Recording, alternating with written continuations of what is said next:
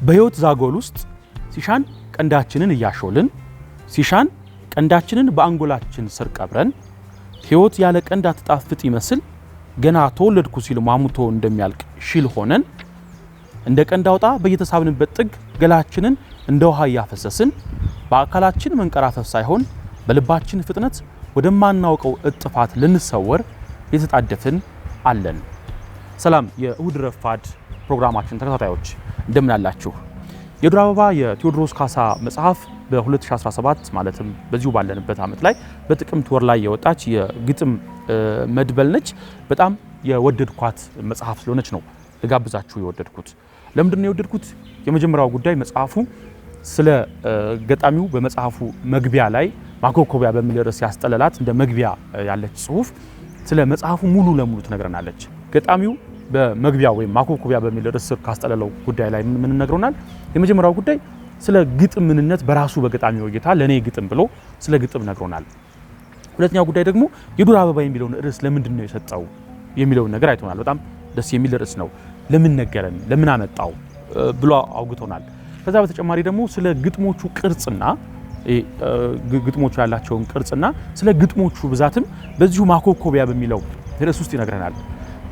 ግጥም የተለያየ ትርጓሜ ሊኖረው ይችላል። በተለያየ ጸሐፊያን ሲጻፍ እነ ጸጋዬ ገብረመድኅን የራሳቸው የሆነ የአገጣጠም ይትባህል ነበራቸው። ዘመነኞቹ እነ በእውቀቱ ስዩምም እነ ይስማዕከ ወርቁም ሌሎቹም ገጣሚዎች የየራሳቸው ቅርጽ አላቸው። ለእኔ ግጥም ብለው ስለ ግጥም ፍልስፍና ያወሩናል። ቴዎድሮስ ካሳ በዚህ መጽሐፉ ላይ ምን ይለናል? ለእኔ ግጥም በተዘነጋና በሚታወስ ዓለም መካከል ብልጭ ብልጭ የሚል ብርሃን ነው። ከቃላት ውበትና አስተካክ ባለፈ ከራስ ጋር መገናኛ መንገድ ነው። በጥቂቱም ቢሆን ወደ ራሴ የምቀርበው ከግጥሞቼ ጋር ስቀመጥ በመካከላቸው ሰዋኝ ነው እያለ ይነግረናል ማለት ነው። በዚህ ውስጥ በጣም ብዙ ነገር ነው ያነሳው። በዋናነት ግን ከቃላት ውበትና አስተካክ ባለፈ ከራስ ጋር መገናኛ መንገድ ነው ያላትን እንያዝ። አንድ ሰው ከራሱ ጋር የሚገናኝበት በጣም በርካታ መንገድ ይኖረዋል። ቴዎድሮስ ካሳ ከራሴ ጋር የሚገናኝበት መንገድ ነው ካለን ከራሱ ጋር የተገናኘበትን መንገድ ለኛም ሊያሳየን ወዷል ማለት እንችላለን። ለዚህ ሌላ አንድ ማስረጃ ከዚሁ ማኮኮቢያ ከሚለው ውስጥ ላንብብላችሁ። ድንገት ከባነንኩበት ላይ ቆሜ ማን ነኝ፣ ምን ነኝ፣ ከየት ነኝ ያልኩባቸውን ወዲህ በወረቀት ጠርዤ ሳመጣቸው ከናንተ ከመንገደኛ ወዳጆቼ ጋር አያችኋት ህይወትን አያችኋት ለማለት ብቻ ነው ይላል ማለት ነው። ቅድም ስለ ግጥም ምንነት የነገረን ገጣሚው አሁን ምን እያደረገ ነው? የግጥሞቹን ሚና እየነገረን ነው። በዚህ የግጥሞቹ ሚና ውስጥ አያችኋት ህይወትን ካለ ህይወትን እየገለጠ ነው ማለት ነው። ከራሱ ጋር ተገናኝቷል። ከራሱ ጋር ሲገናኝ ያገኛት ህይወት አለች። ያችን ህይወት ደግሞ ለአንባቢዎቹ ወይም ደግሞ የዱር አበባን ለሚያነቡ አንባቢዎቹ በግጥም በኩል እየገለጠ ነው ማለት ነው። ከዛ በተጨማሪ ህይወትን ስናነሳ ትላንት፣ ዛሬና ነገን እናነሳለን። ገጣሚው ምን ላይ ነው የሚያተኩረው? ህይወትን ለመግለጥ ብዙ የስነ ልቦና ባለሙያዎች ዛሬያችን ትላንትና ላይ እየተገነባ ነው ይላሉ። የተወሰኑት ደግሞ ዛሬያችን የተገነባው ነገ መሆን የምንፈልገው ላይ ነው ይላሉ። በሚዛን የትላንትናው ተጽዕኖ ዛሬ ላይ ያርፋል የሚሉት ይበዛሉ። ስለዚህ ቴዎድሮስ ካሳ የሚያወራን ስለ ትዝታ ብቻ ነው ብለን ስናነብ ወይም ስናስብ ደግሞ እዛው ማኮኮቢያ በሚል ርዕስ ያስጠለለው ውስጥ ትዝታ ብቻውን ህይወት እንዳይመስል ከዛሬ ላይ ትኩሱን ጨልፌለት ዛሬም እኔ ብቻ ነኝ ህይወት ብሎ እንዳይኮፈስ ከትናንትና ህዝቤ ጋር ተዋሃድ ብዬ አዋድጄዋለሁ በግጥም በኩል ይላል። ትናንትናና ዛሬ መሃል ድንኳኔን ጥዬ በዚህ መኖር ለኔ መልካም ነው አልኩ ይለናል ማለት ነው። ሌላኛው ጉዳይ ስለ የዱር አበባ ምንድነው ወይ ለምንድነው የዱር አበባ የተባለው ስንል እንድንመልስ የሚያደርጉን ጉዳዮች አሉ። ከዚህ መግቢያው ላይ በጣም የወደድኳትን አንቀጽ ላንብብላችሁ። ያቺ ሙሽርነቷንም ምጧንም የጸዳልና የጽልመት ወራቷንም ብቻዋን በዱር በአለት ስር በእሾህ መሃል የምትቀበል ንጉሥ ሰለሞን እንኳን ለክብሩ በዘመኑን ደርሶ አልለበሰም የተባለላትን የዱር አበባ የመጽሐፍ መጠሪያ ያደረኳት። እርሷ የነጻነትና የአብርሆት ምሳሌ ናት። በዚያ የብቸኝነትና የአበባነት ወራቶቿ ደግሞ እኔን መሳይ ቆንጂዬ ናት ይለናል ማለት ነው። ስለዚህ በመጽሐፍ ቅዱስ ውስጥ የምናውቀውን ሰለሞኑን ወይም ጠቢቡ ሰለሞንን ለሱ የተነገረውን ሰለሞን እንኳን በክብሩ እንደሱ አልለበሰም የተባላትን ያችን አበባዋን ንቡር ጠቃሽ ሆኖ ከመጽሐፍ ቅዱስ ውስጥ ካመጣ በኋላ መጽሐፉ መጠሪያ አድርጎታል ማለት ነው። ርዕስ ብዙውን የመጽሐፉን ክፍል ያስጠልላል ይባላል። ነገር ግን በአጫጭር ልቦለዶች ወይ በወጎችና በግጥሞች ላይ ግን የሁሉንም የመጽሐፉን ጭብጥ ላይነግር ይችላል። ጠቃሽ ሆኖ ሊመጣ ይችላል። አንዷን ግጥም ብቻ ይዞ ሊመጣ ይችላል ማለት ነው። እዚህ ውስጥ ግን በኔ ንባብ የዱር አበባ ስንል ብቸኝነት፣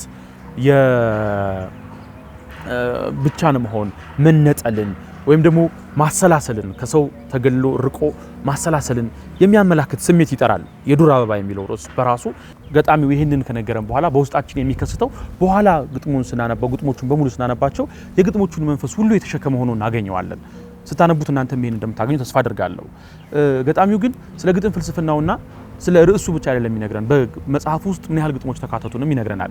ስለዛ ብቻ አይደለም፣ ስለ አለመድናቸው የግጥም ቅርጾች ብዙ ስላልተለመዱት የነፃ ግጥም የምንለው ወይም ደግሞ ፕሮስ ፖኤትሪ ስለሚባለው ሐሳብም ይነግረንና ማለት እነዚህ አይነት ግጥሞችን በመጽሐፉ ውስጥ ነው ተካተቱ ይነግረንና አጠቃላይ 26 እንደሆኑ ነግሮ ነው ማለት ነው ወደ ግጥሞቹ የሚያስገባን።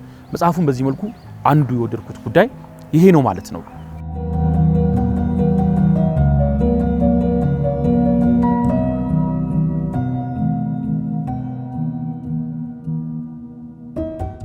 አንድ የስነ ጽሁፍ መምህር ምን ሲል ሰምቼዋለሁ፣ አሁን ላይ ግጥሞችን የምናገኘው የአንድን ግጥም መንፈስ የምናገኘው የገጣሚው የገጠመበትን መንፈስና የተጠቀማቸው ቃላትን ስናገኝ ነው እንጂ የምጣኔና የቤት መምታት ሐሳብ በተወሰነ መልኩ እየተሻረ መጥቷል ሲል ሰምቼዋለሁ። ቴዎድሮስ ካሳ በዚህ የዱር አበባ በሚለው መጽሐፍ ውስጥ እንዲህ አይነት የገጣሚውን ስሜት እንድንረዳ የሚያስችሉ ቃላትን ተጠቅሞ ነገር ግን ከለመድነው ያገጣጠም መንፈስ ፈንገጥ ብሎ እናገኘዋለን። አንድ አንጓ ብቻ ላንብብላችሁ። ተፈጥሮዬ የሚለው ግጥም ላይ ያለች ነች። ተፈጥሮዬ ፍርግርግ ልብ ውስጥ እንደወደቀ እንደሚያቃስት መውደድ ነው። ራሴን በራሴ መርዣለሁ፣ የመጥፌን መንጠቆ ተጣድፌ ውጨዋለሁ ይለናል። አሁን ይህንን ግጥም እንደ 5 ወይም እንደ 6 ስንኝ መውሰድ እንችላለን፣ ወይም ደግሞ እንደ 2 ስንኝ እንወስደዋለን። በሁለቱ መልኩ እንመልከተው። ተፈጥሮዬ ፍርግርግ ልብ ውስጥ እንደወደቀ ሲል ቀጥሎ የሚመጣው ስንኝ በቀ ያለቀ ወይም ደግሞ በግዕዝ ቤት ይሄ ሀ ለ ሀ መ ምንላቸው የመጀመሪያ ፊደላት ላይ ያለቀ ግጥሞችን እንጠብቅ ነበረ። እንደሚያቃስት መውደድ ነው ይልና በሳድስ ፊደል ይጨርሰዋል ማለት ነው። ከዛ ደግሞ ሲመለስ ራሴን በራሴ መርዣለሁ ብሎ በሁለተኛ ፊደሎች ያልቃል ማለት ነው። ነገር ግን የግጥሙ ቅጽ እስካሁን ድረስ አይዛባብንም። ፍርግርግ ልብ ውስጥ እንደወደቀ እንደሚያቃስት መውደድ ነው ራሴን በራሴ መርዣለሁ ሲል ዜማው የተጠቀመበት ቃልና የቃል አቀማመጥ ቅርጹ ዜማችንን ይዞ ያንደረደረ ይወስድናል ማለት ነው። ይሄኛው በዘመናችን ከተዘወተሩ የግጥም ወይም ያገጣጠም ስልቶች መካከል አንዱ ነው። ከዚህ በተለየ ደግሞ ይሄ ነባሩ ያገጣጠም ስልታችን አለ። እሱን ሽሙንሙን የማትጠገብ የምትለዋን ግጥም ነኝ ገጽ 41 አካባቢ ያስቀመጣት ግጥም ነች። አንቺ ቆንጆ የቆንጆ ቋት የልብ ጌጥ ያይን መብራት፣ አንቺ ገንቦ የጽጌ ማፊያ ቢራቢሮ ያይን ማረፊያ፣ አንቺ ንጋት ግላጭ ብራ፣ አንቺ ኮከብ ፀሐይ ጮራ፣ አንቺ ጸዳል የውበት ኩል የትንጣሽ ቤት በኩል፣ ወቅትም አንቺ በልግም በጋ፣ ሀገር አንቺ ቆላ ደጋ፣ አንቺው መዓልት ምሽት ንጋት፣ አንቺው ዕድሜ ማታና ጧት ይላል። እዚህ ላይ ትንሽ ቅርጻዊ ማፈንገጥ ብቻ አድርጎ አስቀድሞ የምናቀውን የምጣኔና የቤት መምታት ስልት ግን ተከትሏል። እንደውም አንዳንዶቹ ስንኞች በጣም ጥብቅ በሆነ የቤት አመታት ስልት ተመተው እናገኛቸዋለን። ስለዚህ ገጣሚው አሁን ላይ ይሄ ዘመነኞቹ ገጣሚዎች የሚጠቀሙበትን ስልት ተጠቅሞ ግጥሙን ሰጥቶናል። እንዲሁም ደግሞ ቀደም ባለው ጊዜ ይዘወተር የነበረውን የቤት መምታት የምጣኔ አስተካክሎ መጻፍንም ይዟል ማለት ነው። እዚህ ጋር ምን እንድናስታውስ ያደርገናል። አስቀድሞ ገጣሚው ምን ሲለን ነበረ? በትናንትናና በዛሬ መካከል ድንኳኔን ጥዬ በዚህ መኖር ለኔ መልካም ነው አለ። ማኮብኮቢያ ብሎ ባስጠለለው ርዕስ ላይ በትናንትናና በዛሬ መካከል ድንኳኔን ጥዬ በዚህ መኖር ለኔ መልካም ነው አልኩ ይለናል። ስለዚህ ከትናንትናም የተጠቀመው የግጥም ቅርጽ አለው፣ አሁንም ካሉት ደግሞ የተጠቀመው ቅርጽ አለው። ስለዚህ በዚህ መሃል ነው እንግዲህ ወደ ነገ የተስፈነጠረ የሚገኘው ማለት ነው። አንዱ ግጥሙን የደረኩበት መንገድም እንዲህ አይነት ቅርጾችን ስለተጠቀመ ነው።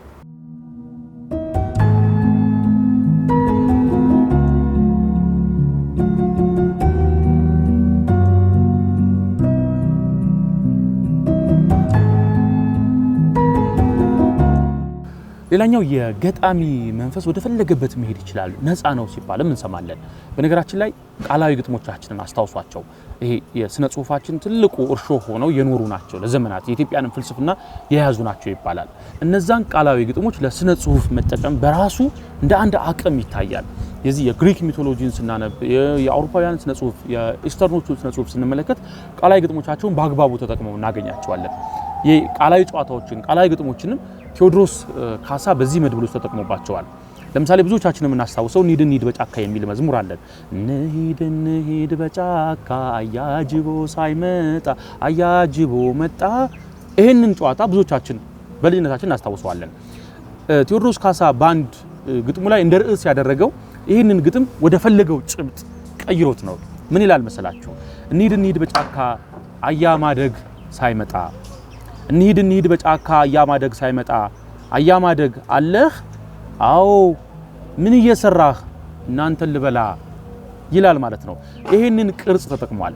ይሄንን የቃላዊ ግጥሞቻችን ውስጥ የምናገኘውን ቅርጽ እዚህ ብቻ አይደለም የሚጠቀመው። ሌላም ቦታ ላይ ምን ያደርገዋል? ብርቱ ፍቅር የሚል ግጥም ላይ ጌትዬ ራሴን አጣሁት አንተን አገኝ ብዬ። ይሄ ቀጥታ የሙሾ ግጥሞቻችን እንድናስታውስ የሚያደርግ ነው። ከዛ ደግሞ የተጠቀመበት ጭብጥ የተጠቀመበት አውድም በጣም ቆንጆ ነው። በዚህ ግጥሙ በጣም ነው የወደድኩት። ስታነቡት ደግሞ በጣም ትወዱታላችሁ ብዬ አስባለሁ።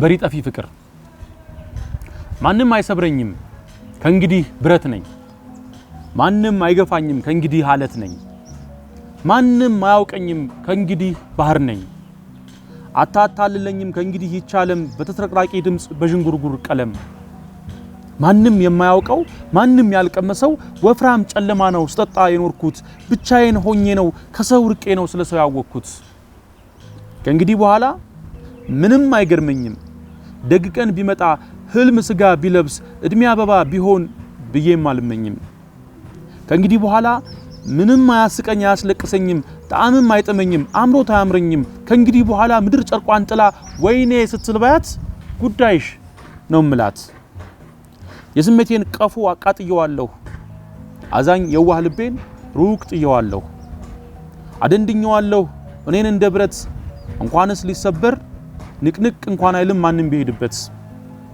ረዣዥም ሌቶች ትንንሽ ምኞቶች ስብርባሪ ህልሞች ጠፊ በሪ ፍቅሮች፣ የእድሜ መሰንጠቆች የእድሜ ስብራቶች አጠጡኝን ሐሞት ምን ጊዜ ማረሳም፣ ሳስቶ ለሚመጣ ከእንግዲህ አልሳሳም፣ ጡንቻዬ ፈርጥሟል ብቻ በሆንኩበት፣ ትንሽ ፈገግታና ብዙ ዝምታ ነው ጥሩ ኑሮ ማለት። ይህ ከመድብሉ የወሰድኳት ግጥም የገጣሚውን መንፈስ ቅድም ማኮኮቢያ በሚለው ርዕስ ስር ያስጠለለውን መንፈሱን በሙሉ ታገኛለች ብዬ ስላሰብኩ ነው ያነበብኩላችሁ። ቅድም ስለ ህይወት መገለጥ እየነገረን ነበር፣ ወይም ደግሞ የግጥሞቹ ሚና ህይወቱን መግለጥ መሆኑን እያነሳን ነበረ። እዚህ ውስጥ ሰው ያልገባውን ነገር ሊገልጥ ወይም ሊያስረዳ ስለማይችል እንዴት ተገለጠለት ብለን ብንጠይቅ መልሱን እዚህ ውስጥ እናገኘዋለን። ምናልባት ማንም የማያውቀው ማንም ያልቀመሰው ወፍራም ጨለማ ነው ስጠጣ አይኖርኩት፣ ብቻዬን ሆኜ ነው ከሰው ርቄ ነው ስለሰው ያወቅኩት ይለናል። ስለዚህ ህይወት የገባችኝ ስለ ሰዎች ያወቅኩት ብቻዬን በሆንኩበት ብቻዬን በተቀመጥኩበት ጊዜ ሳስብ ነው እያለን ነው ማለት ነው። ልጁ በጣም ወጣት ነው። በፎቶም ላይ የተመለከትኩት ነበረ። በጣም ወጣት ልጅ ነው። ወደፊት በጣም ብዙ እንደሚጽፍ ተስፋ የምናደርግበት ነው። በጅምሩ ግን በጣም ጥሩ ስራ ሰጥቶናልና ታነቡት ዘንድ ጋብዛችኋለሁ።